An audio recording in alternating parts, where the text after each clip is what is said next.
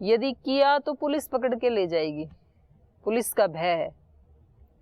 Police ना भी पकड़े, मान लो कोई रिपोर्ट ना लिखवाए, तो यदि किसी ने देख लिया, अपने मित्रों ने, पड़ोसी ने, घर वालों ने, तो उनकी दृष्टि में फिर सदा सदा के लिए मेरा चरित्र का हनन हो जाएगा, इसलिए नहीं करता है।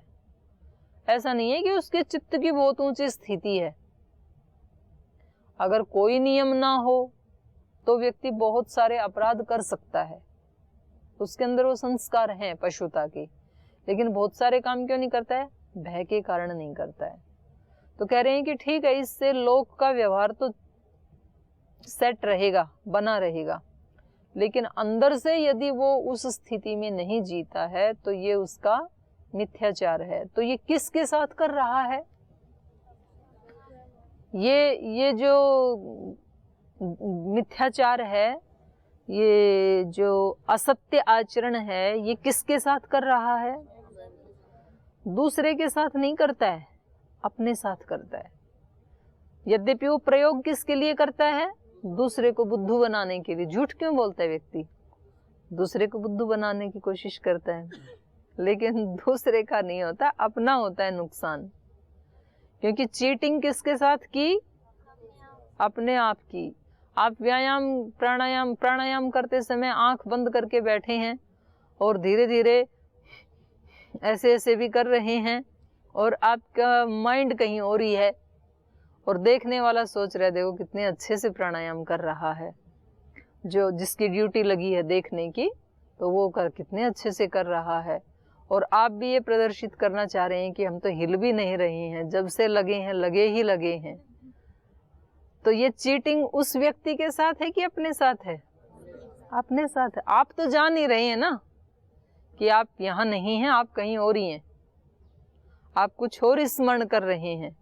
तो ये चीटिंग उसके साथ नहीं है, अपने साथ है। जग से चाहे भाग ले कोई, मन से भाग ना पाए, तोरा मन दर्पण कहलाई। दूसरों को तो धोखा दे सकते हैं, अपने आप को कैसे देंगे? वो तो हमेशा देख रहा है ना।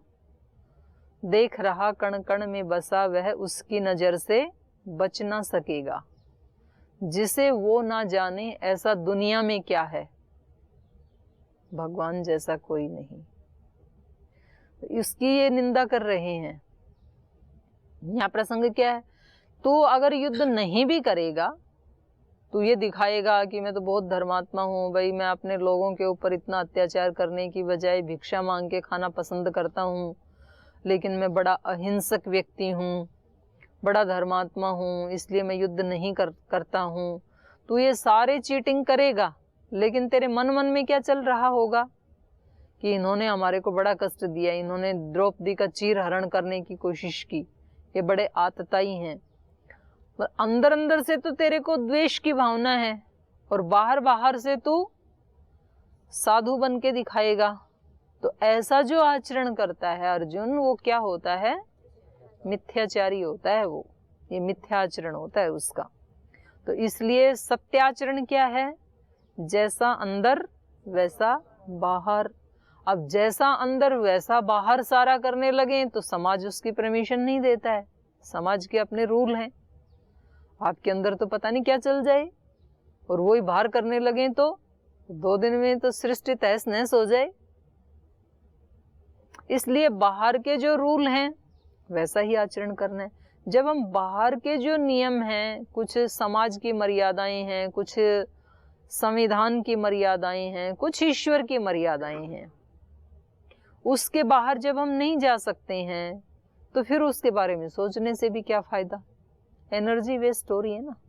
जब हम वैसा कर ही नहीं सकते हैं तो वैसा सोचना भी क्यों?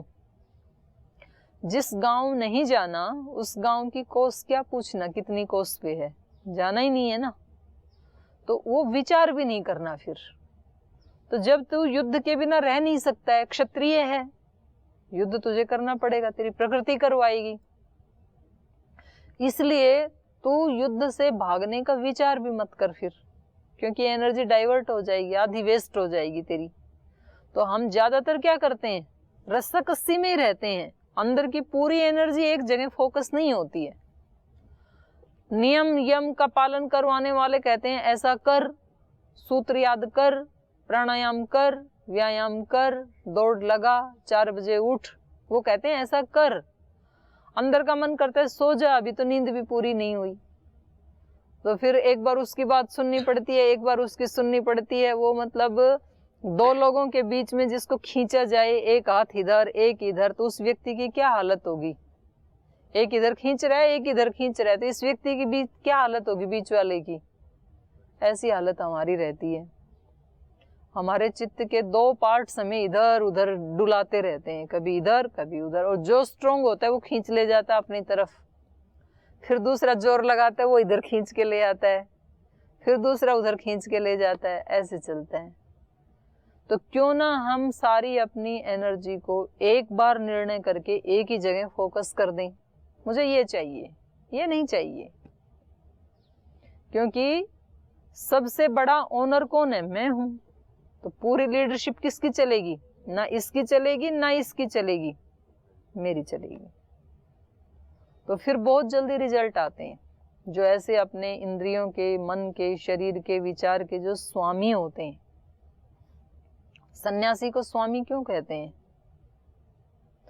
स्वामी वो अपने मन, विचार, इंद्रिय, उनका कंट्रोल कर लेता है, इसलिए उसको स्वामी कहते हैं। तो ये कह रहे हैं कि जो विमूढ़ आत्मा, उसको मूढ़ बुद्धि कहा है। ऐसा मूढ़ बुद्धि जो अपने मन को तो संयम करता नहीं है और केवल विषयों से, कर्म इंद्रियों को संयम करके बैठा हुआ है और मन से उनका चिंतन करता रहता है, तो वो व्यक्ति मिथ्याचारी है, विमूढ़ आत्मा है। वो कभी कुछ प्राप्त नहीं कर पाएगा। क्योंकि कितना भी आप छिपा के आचरण करें, अच्छा या बुरा, सत्य का ऐसा स्वभाव है कि वो असत्य की 1000 परतों को काट के भी प्रकट हो जाता है। उसका स्वभाव ही ऐसा है सत्य का।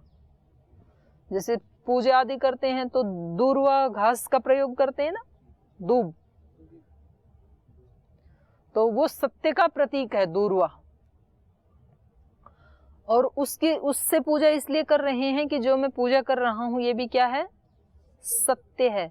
तो उस दूर्वा को जैसे आपने यहाँ रखा, फिर उसके ऊपर आपने ईंट लगा दी, दबा दिया उसको, या मिट्टी डाल दी उसके ऊपर, तो क्या करेगी, ईंट की साइड में से निकल आएगी ऊपर। या मिट्टी डाली तो मिट्टी को फाड़ के ऊपर आ जाएगी, मरती नहीं है दूर्वा कभी भी। तो ऐसे सत्य को जितना मर्जी दबाएं, सत्य कभी भी दबता नहीं है, वो प्रकट हो ही जाता है, कभी ना कभी प्रकट होगा। आप उसको 1 वर्ष दबा देंगे, 2 वर्ष, 6 महीना, 1 साल, लेकिन वो बाहर आएगा। आप यदि असत्य आचरण करते हैं, बेशक कितना भी छिपा के करें, वो एक दिन बाहर आ जाएगा। आप यदि सत्याचरण करते हैं, जब सब सो जाते हैं उस समय आप ध्यान करते हैं, उपासना करते हैं, जाप करते हैं, तो दूसरों से छिपा के कर रहे हैं ना, लेकिन वो 1-2 साल में प्रकट हो जाएगा। आपके माथे का ब्रह्म तेज बता देगा कि ये तो कुछ अतिरिक्त कर रहा है। आपके हाव भाव, आपका आचरण वो प्रकट हो जाता है। तो सत्य को कभी छिपाया नहीं जा सकता है। तो इसलिए जब छिपाया ही नहीं जा सकता है तो फिर अंदर रखना भी क्यों है। हम घर में कूड़ा करकट क्यों नहीं रखते हैं? एक दिन रख लेते हैं, फिर अगले दिन क्यों नहीं रखते हैं? कितना भी उसको छिपा के रख लें, लेकिन उसकी बदबू तो आएगी ना घर में। तो घर में आने वाले जो भी गेस्ट हैं वो बोलेंगे भी आपके घर में तो बदबू आ रही है। तो जब उसकी बदबू को छिपाया नहीं जा सकता तो क्या करते हैं, कूड़े को बाहर फेंक देते हैं, नहीं रखते हैं घर में। तो ऐसे ही जो कूड़ा करकट अपने चित्त में है, साधक या योगी उसको अंदर नहीं रखता है, क्योंकि यदि वो अंदर रहेगा तो बदबू आएगी ही आएगी, कितना भी छिपा के रखें। आगे ये बता रहे हैं, यस्तु इंद्रियाणि मनसा नियम्य आरभते अर्जुन कर्मेंद्रियैः कर्म योगम असक्तः स विशिष्यते। कह रहे हैं कि ये जो मिथ्याचारी लोग हैं, जो मन से विषयों का चिंतन करते रहते हैं, बाहर से कर्मेंद्रियों को संयम करके रोक के रखते हैं, इन लोगों से यस्तु इंद्रियाणि मनसा नियम्य, लेकिन जो इन इंद्रियों को मन से काबू में कर लेता है, मुझे नहीं करना है, नहीं सोचना है उसके बारे में, मनसा नियम्य आरभते, मन से नियंत्रण करके, और भले ही वो बाहर से वैसा आचरण भी कर दें, मन से अनासक्त हो करके, कोई चीज खाने को मन कर रहा है, एक व्यक्ति है जो बाहर से खा नहीं रहा है, अंदर अंदर से सोच रहा है। दूसरा व्यक्ति है कि मन से तो संयम किया है कि चलो ये ठीक नहीं है, पर चलो ये जो मेरा मन जीभ मांग रही है तो इसको थोड़ा दे देता हूं। तो इन दोनों में भगवान कृष्ण की दृष्टि में ये दूसरे वाला ज्यादा ठीक है, जिसने मन से संयम किया लेकिन बाहर से भले ही खा लिया, और दूसरा है कि बाहर से रोक दिया इंद्रियों को लेकिन मन से उसका पूरा रस ले रहा है। तो इन दोनों की अपेक्षा ये दूसरे वाला ठीक है। वो कम से कम सबके सामने तो है कि भाई ये खा रहा है, और अंदर अंदर वो सोच रहा है कि मुझे नहीं खाना है, मेरे लिए ठीक नहीं है, अंदर से संयम कर रहा है। यस्तु इंद्रियाणि मनसा नियम्य आरभते अर्जुन, कर्मेंद्रियैहि कर्म योगम असक्तः, कर्म इंद्रियों के द्वारा कर्म योग में जो असक्तः लगा हुआ है, आचरण कर रहा है, स विशिष्यते, वो व्यक्ति ऊपर वाले से विशेष है मेरी दृष्टि में, ऐसा भगवान कृष्ण कह रहे हैं। तो कुछ लोग तो कहते हैं ना कि जी ठीक है, वो दोनों ही अपनी अपनी जगह जो व्याख्याएं हैं। एक यात्रा है बाहर से अंदर जाने की, तो सबकी प्रकृति अलग अलग है। एक साधक ऐसा है जो पहले बाहर से संयम करता है, वे पहले स्थूल दोष को तो रोकें, और फिर अंदर तो दोष रहते हैं, फिर वो उनको भी रोक देता है। तो ये भी बताया है ऋषियों ने बताया, तपस स्वाध्याय ईश्वर प्रणिधानानि क्रिया योग समाधि भावनार्थ क्लेश तनुकरणार्थश्च, क्लेशों को तनु करने के लिए पहले क्लेशों को क्या किया, हल्का किया, कमजोर किया, फिर उनको ध्यान हेयस तद्वृत्तय, ध्यान योग आदि के द्वारा वो जो सूक्ष्म हो गए थे उनको भी हटा दिया। जैसे कपड़ा धोते हैं तो पहले स्थूल मैल निकल जाता है पानी में, उसके बाद उसको बाहर निकाल के साबुन लगा के फिर उसका जो सूक्ष्म मैल है उसको भी निकाल देते हैं। एक तरीका है ये। दूसरा तरीका है अंदर से बाहर वाला। जो उच्च कोटि के साधक हैं वो मन में ही नहीं आने देते हैं, वहां पर ही उन्होंने बांध लगा दिया। जो कपड़े गंदे होते तो उन्होंने वो गंदे होने से पहले ही अपने वहां पर मैश डोर लगा के रखा, जाली लगा के रखी, पर्दे लगा के रखे दरवाजे पे, ताकि धूली अंदर आए ही नहीं। तो उन्होंने वहीं पर ही कंट्रोल कर लिया। तो ये वाला जो है ये ज्यादा श्रेष्ठ है, जो अंदर से बाहर वाली यात्रा। पहले अंदर कुछ भी गलत सोचा नहीं सोचा तो बाहर भी नहीं होगा, फिर बाहर तो स्वतः ही रुक जाएगा। कंट्रोल पूरा कहाँ करना है, अंदर। तो यात्रा चाहे तो बाहर से अंदर शुरू कर लें या तो अंदर से बाहर कर लें, लेकिन अंतिम क्या है, मन को कंट्रोल करना, अंदर से संयम करना। यस्तु इंद्रियाणि मनसा नियम्य आरभते अर्जुन कर्मेंद्रियै कर्म योगम असक्तः, कर्मेंद्रियों के द्वारा जो अपने मन को नियमन में रख के, मन को संयम में रख करके, सारी ज्ञानेंद्रियों को संयमित करके अनासक्त बुद्धि से, असक्तः माने बिना आसक्ति के, ये ठीक नहीं है मेरे लिए, फिर भी कर रहा है, अनासक्त होकर के कर्मेंद्रिय कर्म योगम, कर्मेंद्रियों के द्वारा जो कर्म योग में लगा हुआ है, ना उसकी कुछ चाहत है, लेकिन जिस गुरु की शरण में आ गए उस गुरु ने बता दिया आपको पढ़ाई करनी है, आपको सेवा करनी है, आपको संगठन का कार्य देखना है, आपको संवाद का कार्य देखना है। अब उसकी कोई ना राग है ना द्वेष है, अनासक्त भाव से उस कर्म योग में वो लगा हुआ है। और पहले वाला जो है वो कर नहीं रहा है कुछ भी बाहर से, लेकिन अंदर अंदर से आसक्ति बनी हुई है। तो इन दोनों में ये दूसरे वाला श्रेष्ठ है, जो अनासक्त भाव से कर्म इंद्रियों के द्वारा कर्म योग में लगा हुआ है, ये व्यक्ति श्रेष्ठ है। बजाय उसके जो बाहर से कुछ भी ना करके, बाहर से तो अकर्म की स्थिति में है, निठल्ला है, अंदर अंदर से जुड़ा हुआ है उन्हीं विषयों से, तो फिर ऐसे एकांत का क्या फायदा। एक व्यक्ति है जो एकांत में नहीं है, जो भीड़ में ही रहता है, और भीड़ में रहता हुआ भी अनासक्त होकर के अपने स्वधर्म का पालन करता है। एक स्थिति है ये, सुनो तो। दूसरी स्थिति ये है कि बैठा तो एकांत में है, मौन में बैठा है, और मन में सारे सांसारिक विषय चल रहे हैं। अब क्या पाठ चल रहा होगा, अब ब्रह्मचारी क्या कर रहे होंगे, अब क्या खा रहे होंगे, पता नहीं वो तो कितने आगे चले जाएंगे, किसकी रिकॉर्डिंग हो रही होगी, किसको स्वामी जी आशीर्वाद दे रहे होंगे। बाहर मतलब अंदर बैठ के बाहर से जुड़ा हुआ है, फिर इससे अच्छा तो भाई बाहर ही आके अपने एक नॉर्मल जीवन जी फिर। और या फिर अंदर है तो फिर बाहर का कभी ख्याल भी नहीं आना चाहिए, बाहर क्या चल रहा है, तब तो फायदा है।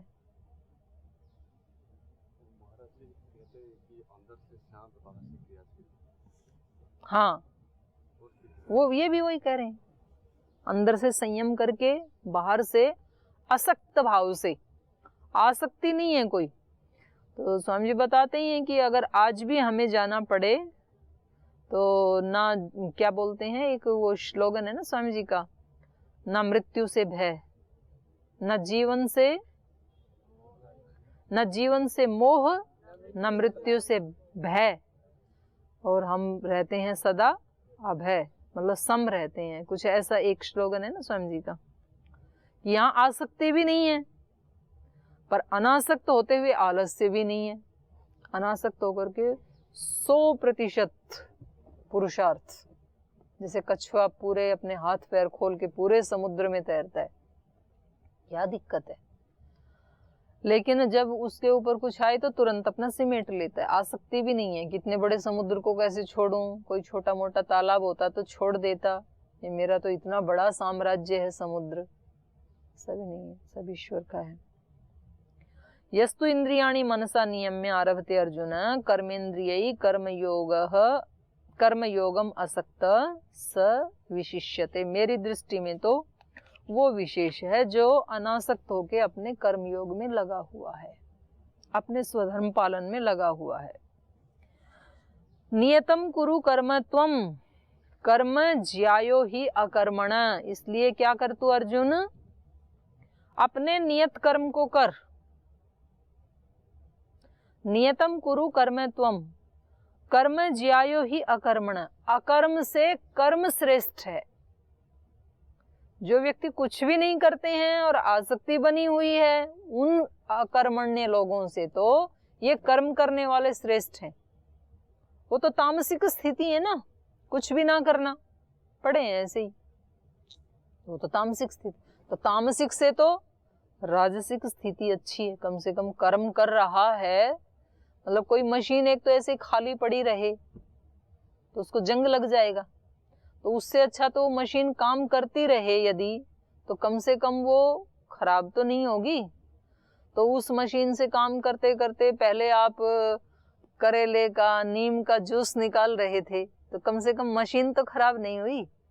फिर आपकी समझ में आया कि इससे तो गन्ने का भी निकाला जा सकता है, तो उस दिन आपने गन्ना चढ़ा दिया उसमें, तो गन्ने का भी निकाल देगी। तो मशीन ठीक होगी तब तो निकालेगी, और उससे काम ही नहीं किया तब तो जंग खा के गिर जाएगी, तो चलेगी भी नहीं। तो कम से कम काम बिल्कुल न करने वालों से जो इंद्रियां मिली हैं, ज्ञानेंद्रियां, कर्मेंद्रियां, तो इसमें निठल्ला प्रमादी होने की बजाय तो कर्म करना श्रेष्ठ है। लेकिन उस कर्म से भी श्रेष्ठ क्या है, अनासक्त होकर के ज्ञान पूर्वक कर्म करना, ये अंतिम है। पर उससे ये श्रेष्ठ है। तामसिक स्थिति से तो राजसिक स्थिति ठीक है, राजसिक से भी सात्विक स्थिति ठीक है।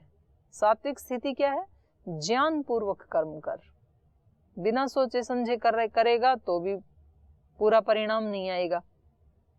ध्यान में रख करके करेगा, अवेयर होकर के करेगा, जागरूक होकर के करेगा, तो उसका 100% रिजल्ट मिलेगा। इसलिए कहा नियतम कुरु कर्मत्वम, जो तेरा नियत कर्म है। नियत मतलब चतुर्वर्ण आश्रम के लिए जो नियत किया है। ब्रह्मचारी के लिए अलग नियत कर्म होते हैं, गृहस्थ के लिए अलग होते हैं, वानप्रस्थ के लिए अलग हैं, सन्यासी के लिए अलग हैं, सबके अलग अलग कर्म हैं। तो विद्यार्थी को आप तो सारे वो हैं ब्रह्मचारी, कुछ सन्यासी भी हैं। तो ब्रह्मचारियों का तो क्या नियत कर्म है? विद्याभ्यास में लगे हैं ना, तो विद्या का वर्धन करना, विद्या को, ज्ञान को बढ़ाना। सन्यासी भी अभी ज्ञान को बढ़ा रहे हैं। तो ये क्या है? हमारा नियत कर्म है। तो हमें सारी शक्ति किस में लगानी है? शरीर के और ज्ञान के विकास में लगानी है। शरीर का विकास हो, ज्ञान का विकास हो, और उसके बाद जब पूर्ण विकास हो गया तो फिर उसको बांटना है। जब नाव पूरी पानी से भर गई तो अब क्या करना है? दोनों हाथ हुलीचिए, यही सज्जन को काम। जब पानी भर गया पूरा तो क्या करना है? अब दोनों हाथों से बांटना है, नहीं तो डूब जाएगी। जब अपने पास बहुत ज्ञान आ गया, बहुत समृद्धि आ गई, बहुत साधन आ गए हमारे पास, तो अब क्या करना है? नेक्स्ट सेवा में लगाना है। अगर अब सेवा में नहीं लगाया तो ये ज्ञान, ये समृद्धि फिर हमें डुबोने का कारण बन जाती है। इसलिए जो पूर्ण ज्ञानी होकर के सेवा नहीं करते हैं वो भी डिप्रेशन में चले जाते हैं। तो पहले उसको प्राप्त करना योग से, और योग से शक्तियों का अर्जन करके यज्ञ में उनका विसर्जन करना। इसलिए जो वैदिक संस्कृति है हमारी, वो दो ही शब्दों पे टिकी है, योग, यज्ञ। योग से अर्जन करना है, योग का मतलब है उसमें लगना, ज्ञान को प्राप्त करना, ऐश्वर्य को प्राप्त करना, सिद्धियों को प्राप्त करना। ये किससे प्राप्त होगा? योग से। योग से शक्तियों का अर्जन, और फिर यज्ञ में उनका विसर्जन। यज्ञ में लगाना है उसको। यज्ञ करेंगे तो उनसे सुगंध आएगी फिर उन वस्तुओं से।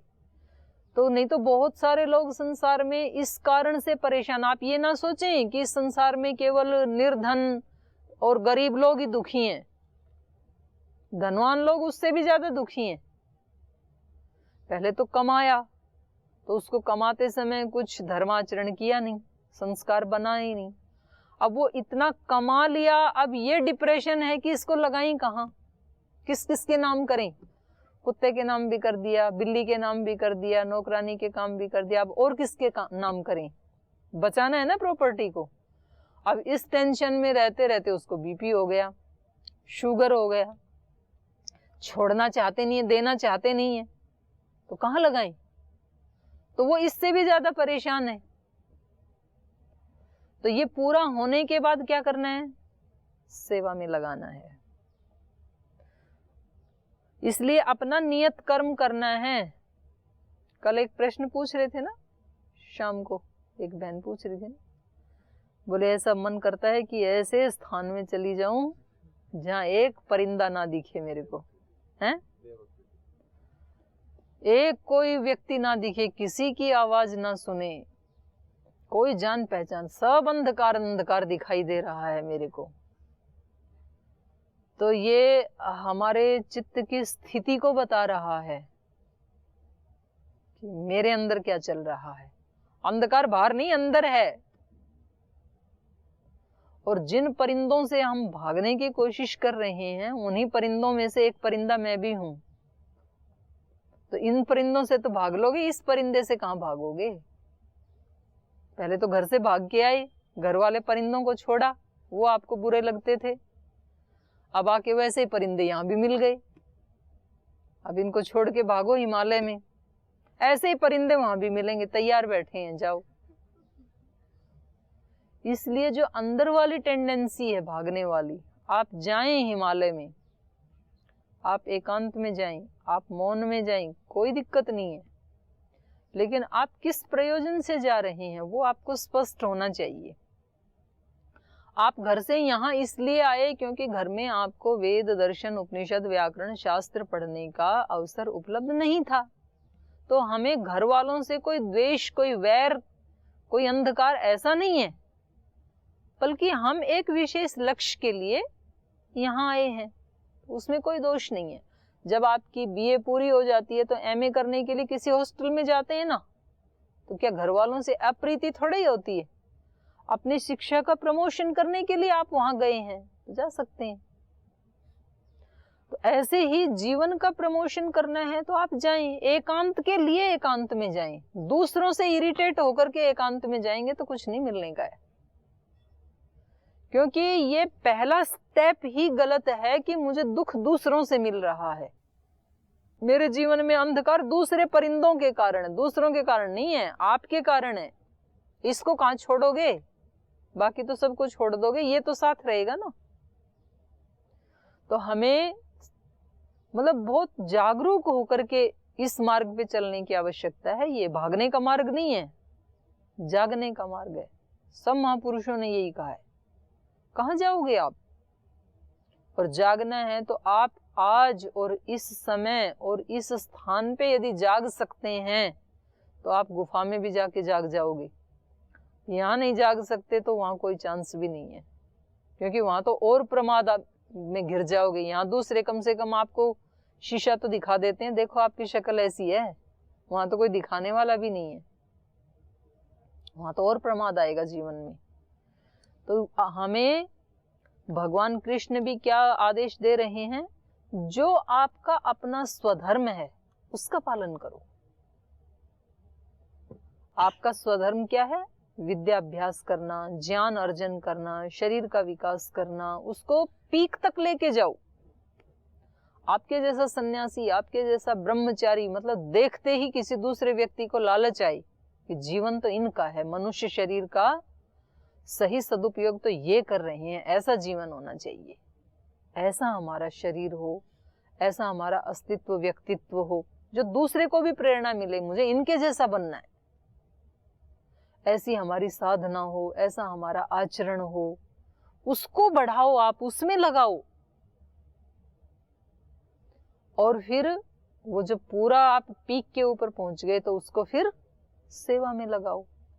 तो भगवान कृष्ण क्या कह रहे हैं? नियतम कुरु कर्म त्वम, अपने नियत कर्म को कर, क्योंकि कर्म ज्यायो ही अकर्मण। अकर्म से तो कर्म श्रेष्ठ है, कर्म करना श्रेष्ठ है। भागने की कोशिश मत कर। शरीर यात्रा अपि च ते न प्रसिद्धयेत अकर्मणः।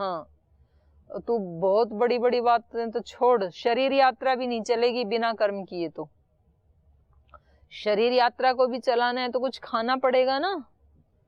तो जब हिमालय में जाकर के जब रोटी की याद आएगी और वहां पर फिर गेहूं के लिए हल चलाओगे, फिर उसमें पानी दोगे, फिर उसकी कटाई करोगे, फिर निकाल के लाओगे, फिर आटा पीसोगे, फिर उसकी रोटी बनाओगे। रोटी बनाने के लिए लकड़ी तोड़ के लाओगे, फिर एक चूल्हा बनाओगे, फिर उस पर एक तवा रखोगे, फिर एक मैच बॉक्स से दिया सलाई से आग जलाओगे, तब वो रोटी बन के पेट में आएगी। तो नानी याद आ जाएगी, पता लग जाएगा सारा साधना का। शरीर यात्रा भी बिना कर्म के नहीं चलती है। तो अध्यात्म यात्रा की तो बात ही छोड़ो। तो बिना पुरुषार्थ के कुछ भी प्राप्त नहीं होता है, चाहे वो आंतरिक उपलब्धि है, चाहे वो बाह्य उपलब्धि है। इसलिए कहा शरीर यात्रा पीछे ते न प्रसिद्ध, ये तेरी सिद्ध नहीं होगी। शरीर यात्रा की भी सिद्धि नहीं मिलेगी तुझे बिना कर्म के। तो अकर्मण है, जो अकर्म प्रमाद में जो रहते हैं, जो अकर्म का आश्रय लेते हैं, कभी जो इस मार्ग पे चले हैं ना, उन लोगों की जीवनी पढ़ के देखना, प्रमादी लोग नहीं थे वो। जैसे जीवित में अपने वो जो स्वामी जी हैं डुमेट वाले, तो उनकी जो दिनचर्या है, उनकी अपनी जो जीवनी है उसमें लिखी हुई है, मिनट टू मिनट, सुबह 3 बजे से लेकर के रात को 9 बजे तक। जैसे यहाँ तो आपकी तो बना रखी है आपके बड़ों ने दिनचर्या, वहां उन्होंने अपनी दिनचर्या स्वयं बना रखी थी। इतनी बजे से इतनी बजे तक प्राणायाम करना है, इतनी बजे ध्यान करना है, इतना स्वाध्याय करना है, इतना मौन रहना है, इतना व्यायाम करना है, पूरा शाम तक 1 सेकंड का भी उसमें प्रमाद नहीं, आलस्य नहीं, सोने का नहीं, बिना पुरुषार्थ के नहीं मिला। लौकिक सिद्धियां नहीं मिलती हैं बिना पुरुषार्थ के, BA, MA, PhD degree, IAS, IPS की नहीं मिलती है, वो कैसे मिल जाएगी? तो इसलिए ये अर्जुन को कह रहे हैं कि तू स्वधर्म का पालन कर, क्षत्रिय है इसलिए धर्म के लिए युद्ध करने की बात कर, तू भागने की बात मत कर। तो अभी समय हो गया, आज यहीं पाठ को विराम देते हैं, आगे कल पढ़ेंगे।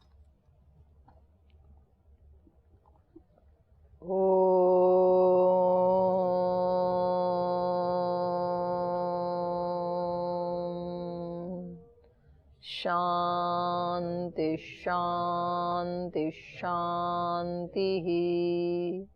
श्री गुरुभ्यो नमः।